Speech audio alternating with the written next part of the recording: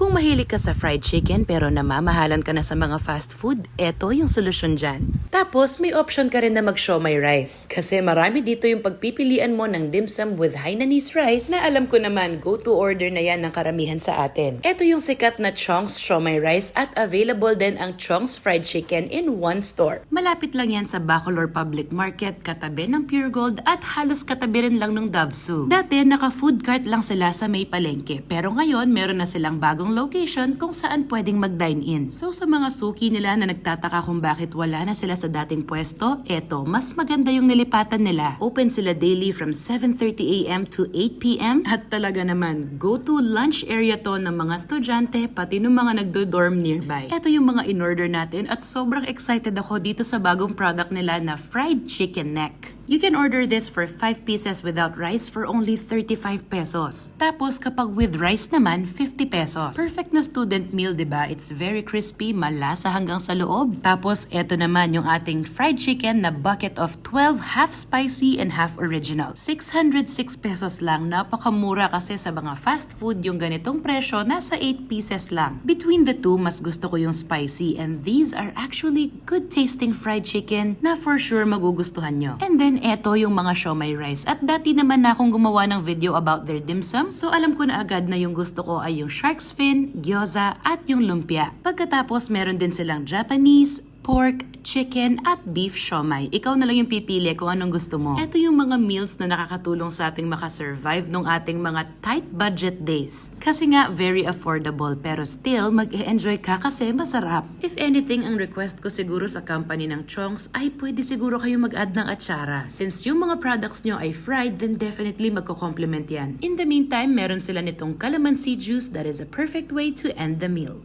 Kayo, na-try nyo na rin ba yung Chong's fried chicken and siomai rice?